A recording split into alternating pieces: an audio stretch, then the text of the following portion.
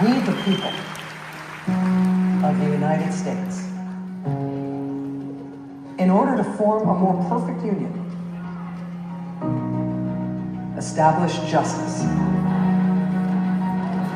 ensure domestic tranquility, provide for the common defense, promote the general welfare. Thank you all so much for being here. I love you too. I love you more than you love me, but it's okay. So this is our first ever live event as MS Now. Very exciting.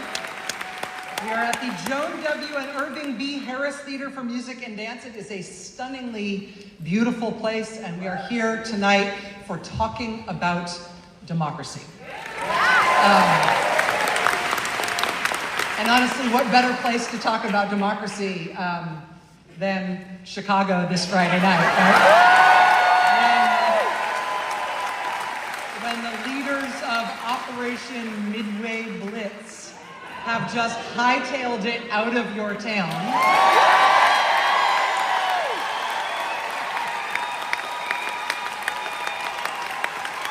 They came, they saw, they got cold, and they left and went somewhere warmer.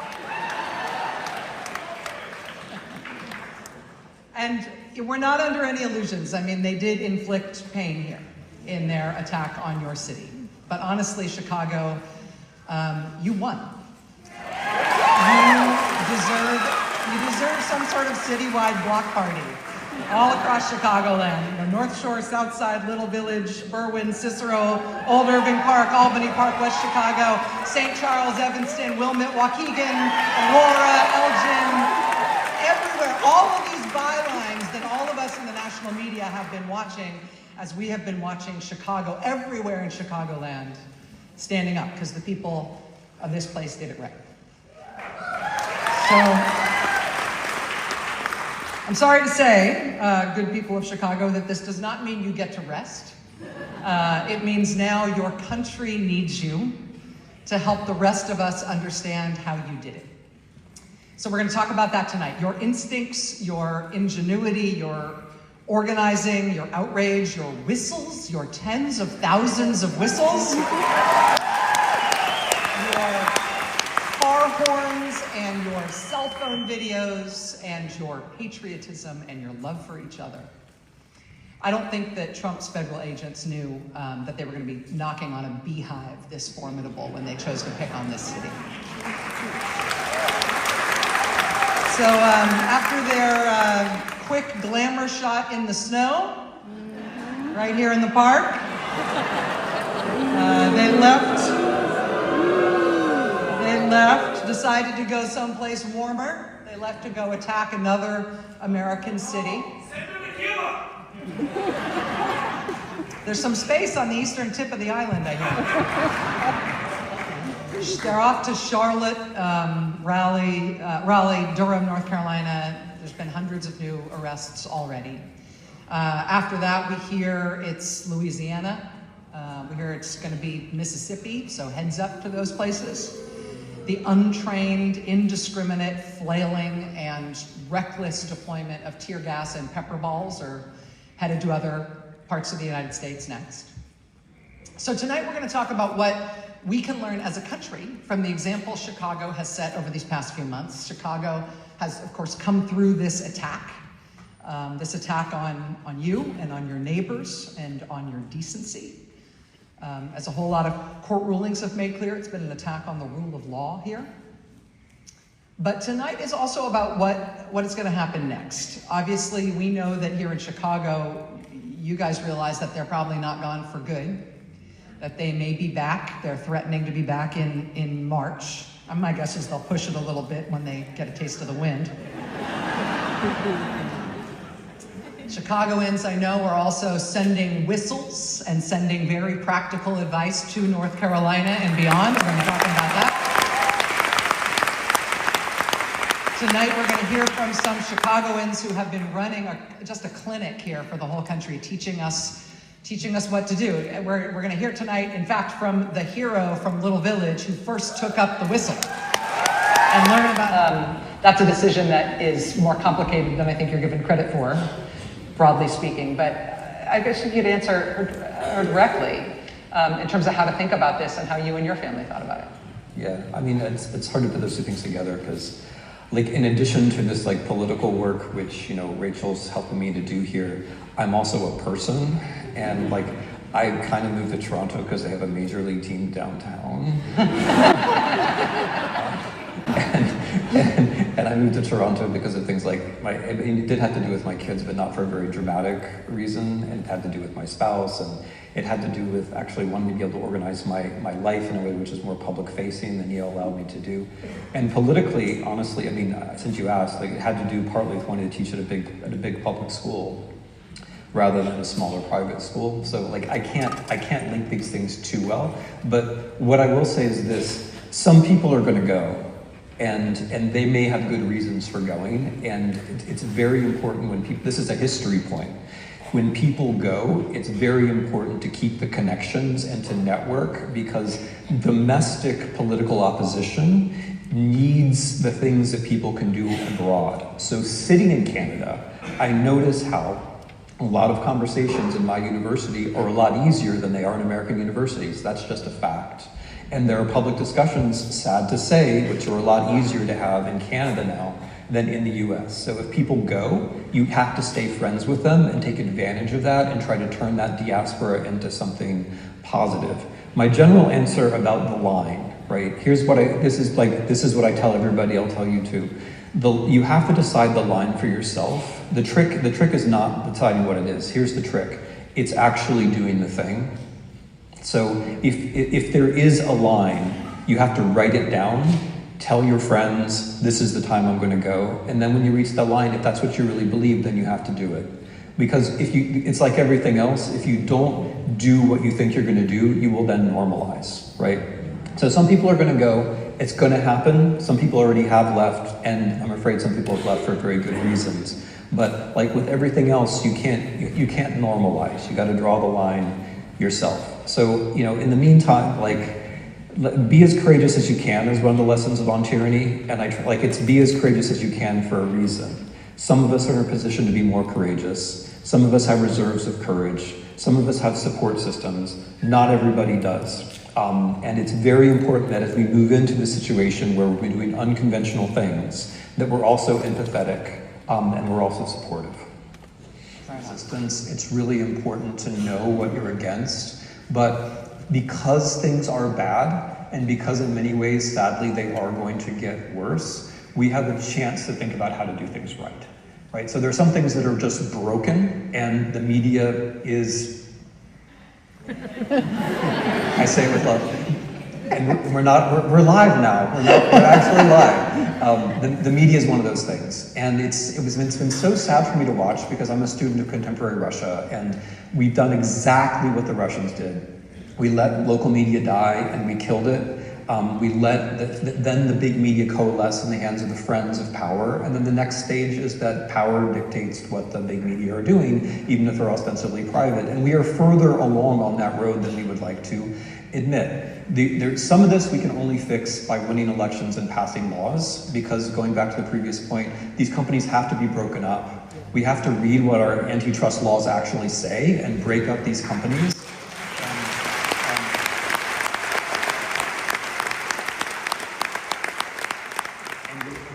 Have to take seriously what we know about how the algorithms work, such that people have a chance so they can choose their own pathways. For example, to fund journalism. You should be able to push a button on, your Facebook or whatever you're using, which means that you actually prefer humanly reported journalism. And we should be taxing these companies also, like just a penny on the dollar of their profits would fund local news all across the country. And we have to treat local news as a public good. Like, it's not just one more thing to be competed for, it's a public good.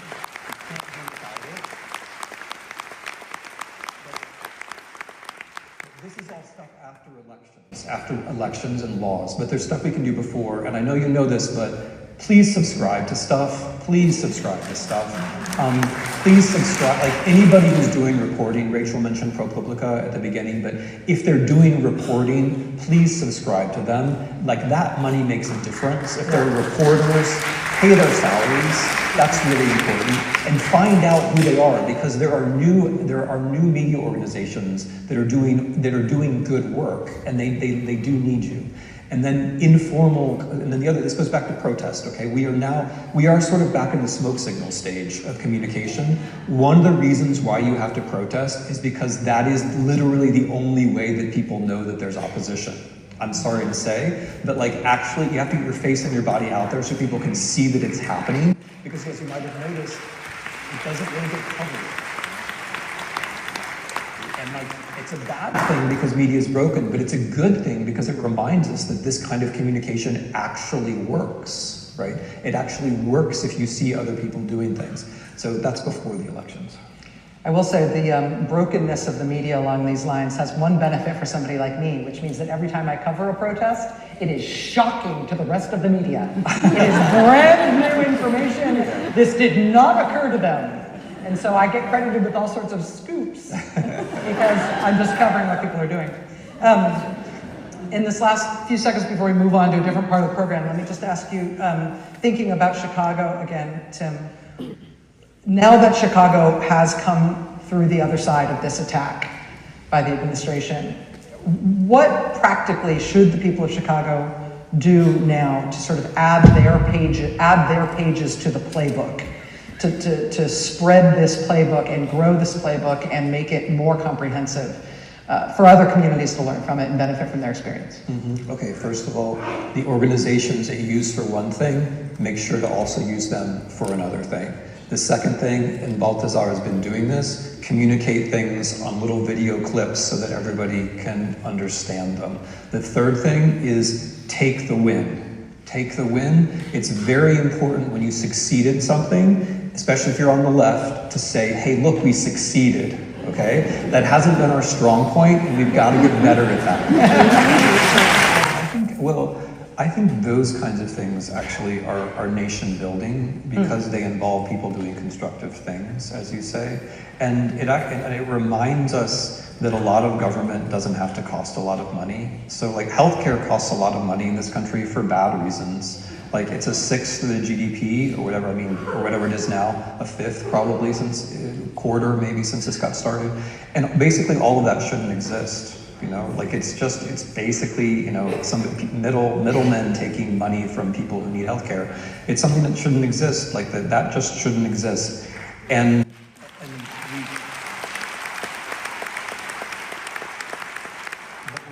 we're used to it. But a lot of what healthcare involves is actually preventative and quite cheap, and just involves face-to-face encounters and very simple procedures. And you can build up a sense that government is trustworthy by doing those simple things for people. And so I see that kind of thing as positive. What I see as negative is the stressful stuff. Convincing people that their tax money isn't worthwhile, or convincing people that the federal government is only negative because the face of the federal government is ICE. But I think actually I'm going to push this point further. The only America that we have on the other side of all this, and we are going to get there, is the America that we make while this is going on. Yeah. Right?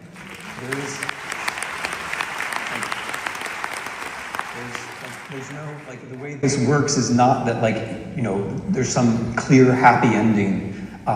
You know, we all have fantasies about what the happy ending would look like, I'm sure. Again, not enough time to talk about fantasies. Not enough time, especially since there are a lot of you out there. But the thing is, however the end comes, and it's unpredictable, all you've got is the stuff you were doing while it was going on. Yeah. That's it. That's all you got, and that has to be enough. And so if states get better at providing health care, that's good, because at the end of this, we're going to have to start again with health care, et cetera, et cetera, et cetera. Yeah. On the other side of that, you said... I'm worried about the Republic breaking up than I am about coast-to-coast Trump authoritarianism. I think a lot of things would have to go right for them to have, like Trump, for example, would have to be alive. I mean, arguably... You can do a lot with holograms. Yeah, no, I mean, yeah, our future is undead politics. Like that's where we're going. I mean, he has to be alive. There has to not be a succession struggle. You know, somehow the institution, like if you think about it from their point of view, what they're trying to do is actually quite hard, and their plans have more or less been exhausted at this point. But what I think we're in is this kind of gray zone where in pushing for coast-to-coast authoritarianism, they could break things, right? So part of that, I mean, reason number one is that they're doing this very unusual thing historically, which is breaking the government as they make it more oppressive. That is not usually how you do regime change. You usually keep the government going and make it more oppressive. But they're breaking the government, which means that there will be crises. I mean, sad to say, and I wish knocking on wood could stop it, but there will be epidemics. Terrorist attacks are much more likely. There are crises which could redound against the notion of having a central government because the central government has failed so badly. Also, if you're in states like California or Massachusetts or New York, right, or possibly Illinois, at a certain point you begin to wonder what is the cost-benefit analysis of this whole thing that we are in, right? Maybe we haven't reached that point yet, but goodness, I mean, you're paying an awful lot of tax money that goes to, you know, other parts of the country, or is just being pocketed by people around Trump, and at a certain point, one begins to wonder what the point of all that is. And the other thing I worry about is the clash of federal institutions with each other, because as Trump or the people around him, you know, Miller especially, push federal institutions to do things they weren't meant to do, then they can start to fracture. So, also I'm worried about the economy. So like you put these things together, and I think the risk is greater that we'll have some kind of crack up. And the main reason though, Rachel, I'm worried about this is the fundamental naivete of the grifter. So like when you're infinitely cynical, you're also infinitely naive. And if you're a grifter and all you've ever done your whole life is grift people, then you live inside a grift bubble. And what you don't understand about the grift bubble is that in order for the grift bubble to keep getting bigger and bigger, you have to suck all the oxygen from the outside. You don't understand that your grift has limits. You think you can keep doing it and doing it and doing it, right? So let's say that you're a person who was never rich but pretended to be rich and became president by pretending to be rich and then got rich, and that was your grift. Or let's say that you're a person who said that you understand about poverty, and poverty is the result of gay people and billionaires and immigrants, and then you rise to power thanks to a gay billionaire immigrant. Let's say that's your stick.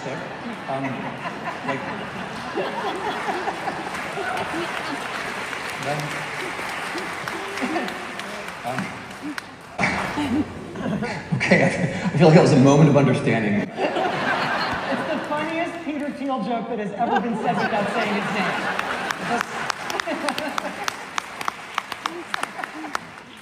So, but the thing is, if you've gotten away with that, then you think you can get away with anything, right? And that is their mentality. Like the grift bubble gets bigger and bigger. You take bribes from this dictator, that dictator. You do these absurd things. You try to make money on peace talks, like things that are unprecedented. And you don't realize, this is your naivete, that the only reason you can grift is that there are tens of millions of Americans who are actually out there working and living by the rules, right? And as you grift and grift and grift, and as you break those rules, then that world outside your grift starts to break down, and the grift bubble pops. And that's one reason I'm worried about this, is that I think that Vance and Trump in this way are fundamentally very naive. Like they think no matter what they do, there's going to be an America. And I'm sad to say that's not true. So one of the things that I've thought of as a potentially constructive development is, I mean, blue state governors like J.B. Pritzker here in Illinois. Hi, Tim. As a scholar of tyranny and resistance to tyranny, how do you think Chicago's done these past couple of months? Okay, first of all, before I answer that, I mean, you know, really well, but I just responding to what you say and what you did. I just think it's really important that you're here doing this. I think that people who are known nationally have to go local now and have to go live, because democracy is something that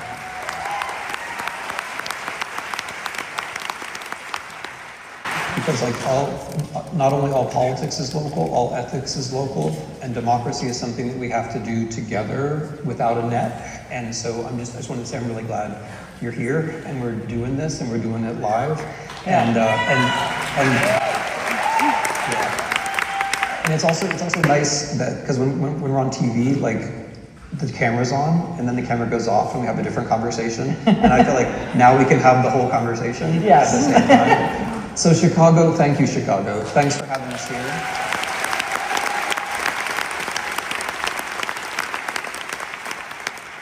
And thanks for setting an example, because everything that you do for itself, but you also do it as an example for other people. So thanks.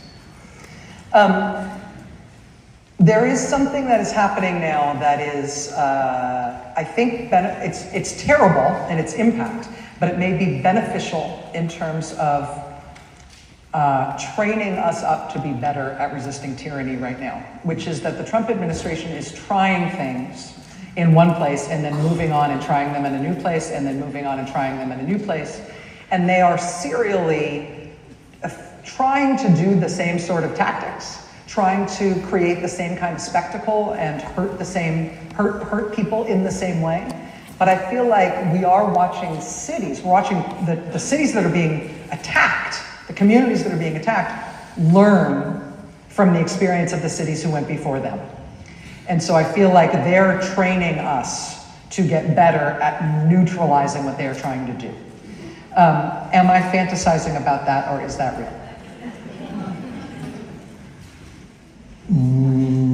Our show is too short to get into your fantasies.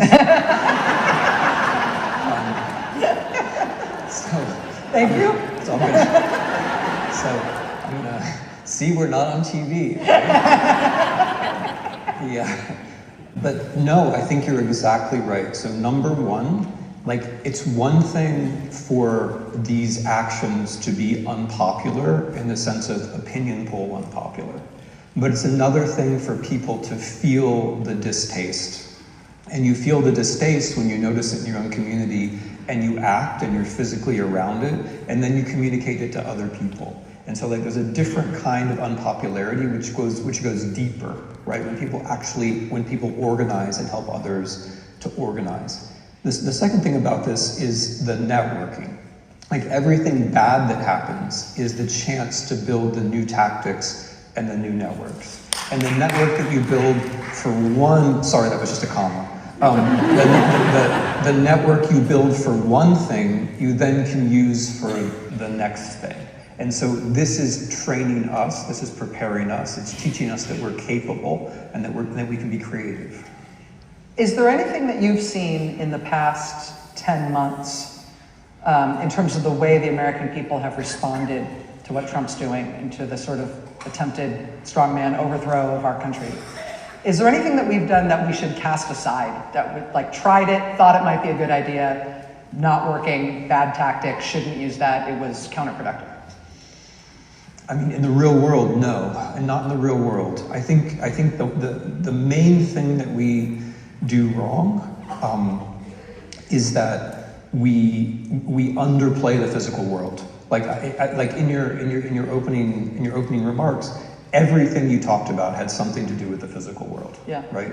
And the trick with the internet, we all live with it. We all have to live with it. We have to turn it to our own purposes. And the thing that we do wrong as a people is that we spend too much time on the social media and we don't treat it as an instrument. Right? Like in times like these, you have to use it as a tool.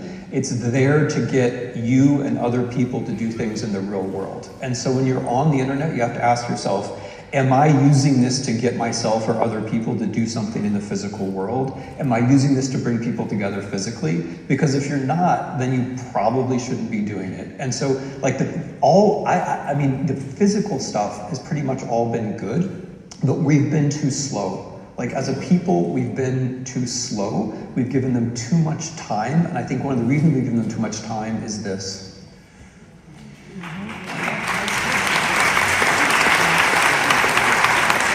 The government has filed federal charges, in many cases what seem like pretty obviously wildly inflated federal charges against some people who have taken part in protests. What do you think that our national reaction should be to those prosecutions and relatedly to the administration's efforts to characterize all these overwhelmingly nonviolent protests against them as if they're all riots and they're all constructed, nefarious, criminal, dangerous things? Yeah, I mean, we should all know, and I'm sure we all do know, that this is how authoritarian regimes react to any kind of physical opposition. You get characterized as terrorists and criminals and foreigners and so on. This is absolutely authoritarianism 101, and we should help make sure that in sensitive issues like this, the media don't just repeat what the leaders say, because when they repeat it, they normalize it.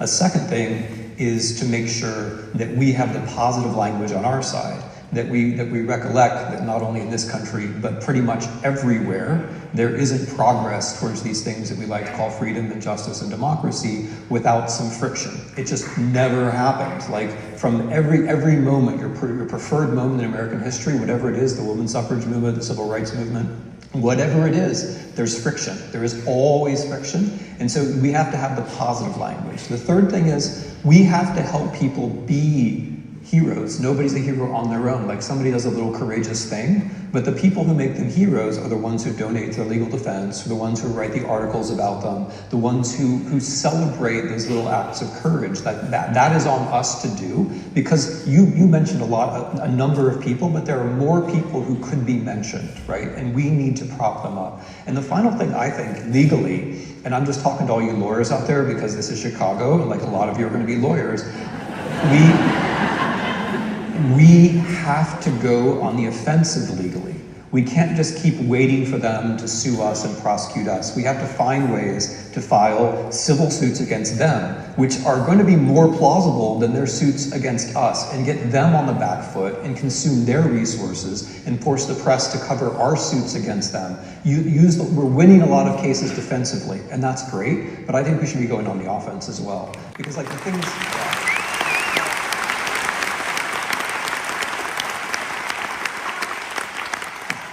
We are a legalistic people. Yeah, but like all these wrongs that are done to people, all these violations of dignity and habeas corpus, like those things are actionable, and I think we should find ways to take action. Okay. And if anybody's wondering why Trump went after fancy law firms, it was in part to try to, I think, neuter that as a tactic of those who are opposed to him. Yeah. I mean, one of the ways that works I spent, before I was ever in the media, I worked for the ACLU National Prison Project, where we litigated and advocated for prison. Okay, so I rather than plan my remarks, what I tried to do was to listen to Rachel and to listen to Pastor Contreras and Baltazar and see how you were reacting to things and think of 3 or 4 big points or kinds of summary that I thought we might try to take home with us. The first thing, and this draws very much from our conversation about ICE and local organization, is that democracy really depends upon things that are more fundamental than democracy itself. So democracy is a word that we use and maybe a bit overuse, but the idea of rule by the people is something inherently hard, is something inherently dramatic. The people have to want to rule. And why we want to rule is brought home by very basic things, which we've heard about. Very basic things like the body.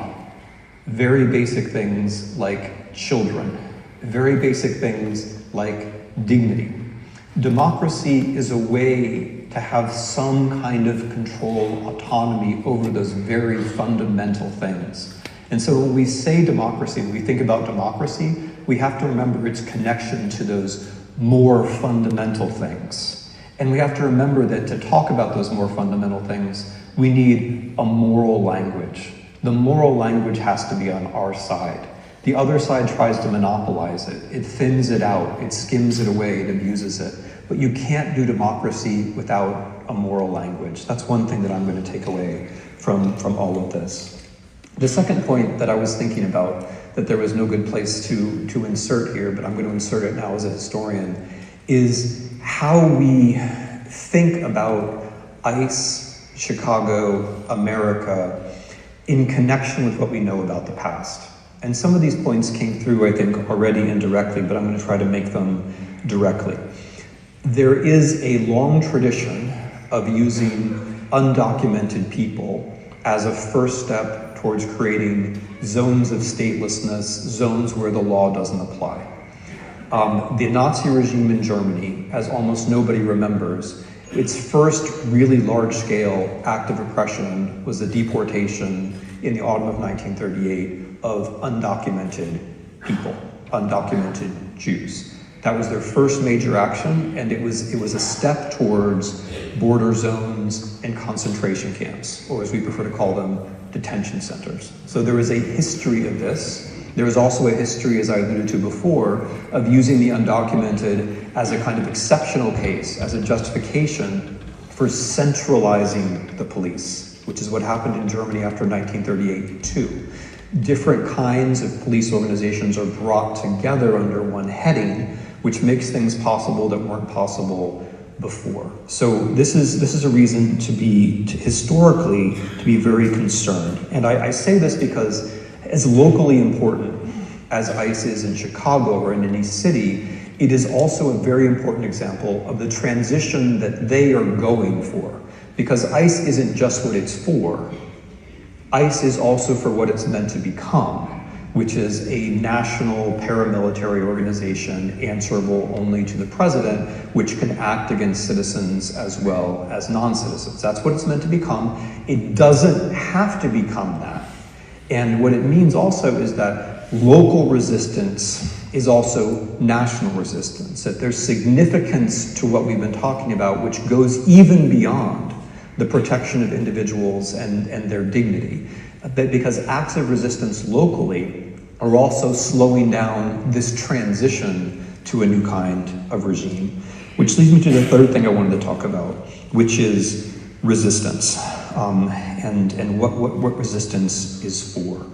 One thing that I think is very important, and I'm sure you've noticed it too, is that the people who actually organize and do important things, they are very often, in fact, almost always humble. The people who talk a whole lot are generally not doing a whole lot. And that's tricky for us because we are a people who talk a lot, and we are a people who react to certain kinds of charismatic gestures. And it's important to remember that the organizers are often humble, and you can tell who's a real organizer by how they're humble, and that means you have to look out for them. It means you have to listen to them. It means you have to join them even if they may not have the loudest voices. And you have to support them with your time, with your energy, and also with your money, if you can. The other thing I was thinking about with respect to resistance, and this is a point that I just wanted to say again, is that you have to keep doing the thing. I mean, it sounds very simple, but like in my life, I'm reminded of this when I go to Ukraine. When they're almost at 4 years of war, and when I can go to the front, it's because I'm in the hands of people who have been doing civil society organization in peacetime, during revolution, during a war, and I'm in relationships of trust, which people have built, and I'm not actually very worried. But the things that they are doing are absurdly difficult and risky far beyond what most of us hopefully will ever even have to contemplate. But they keep doing the thing. They just keep doing the thing, no matter how bad circumstances seem. And that's the lesson that Rachel kindly cited earlier in her remarks about being calm when the unthinkable arrives. Various kinds of unthinkability have already arrived. More unthinkable things will arrive. And resistance involves you still keep doing that thing. And I just want to stress, although I think many of you will already understand this, that to resist doesn't mean that you alone or your group have to do everything, right? We get demoralized by the Hollywood notion that there's one thing and there's a happy ending, we're going to solve it all. But the reason that's demoralizing is it creates the impression that you today have to solve it all. You don't, right? You today have to do something. You have to do it with other people. You have to do it in a zone where you feel somewhat comfortable, but also somewhat uncomfortable. You have to do it with people that you didn't always know before, and you have to keep doing it. And so long as we're all in that zone, I really do think that it's going to be okay. Like, that's what resistance comes down to. Yeah. And then the conclusion of that thought about resistance is that if we're going to get through this, we have to remember that resistance is fundamentally normal. This country was built on the principle, not that history is working for you, but that history is working against you.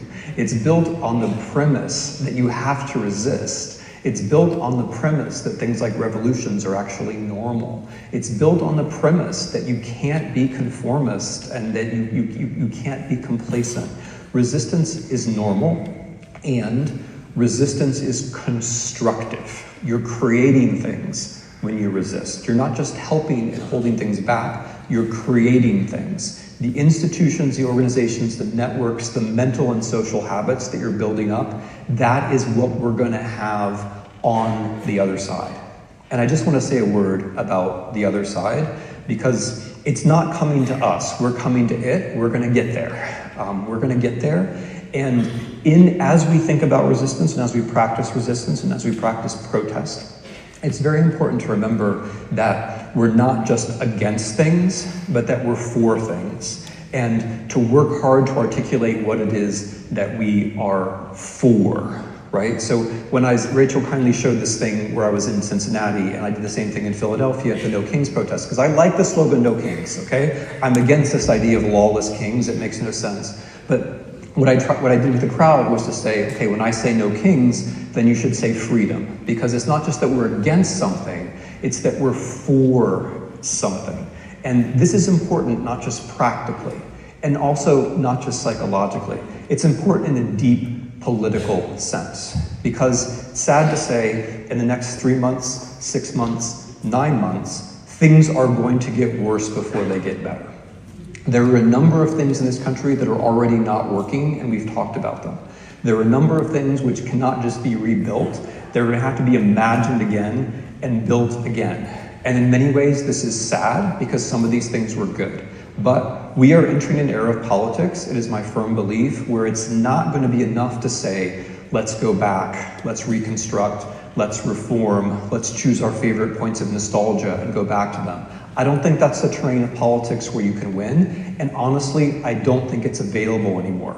Too much has been broken. So just practically, the way we have to think about things is, I'm against something because I'm for something. And on the other side, there's going to be a future.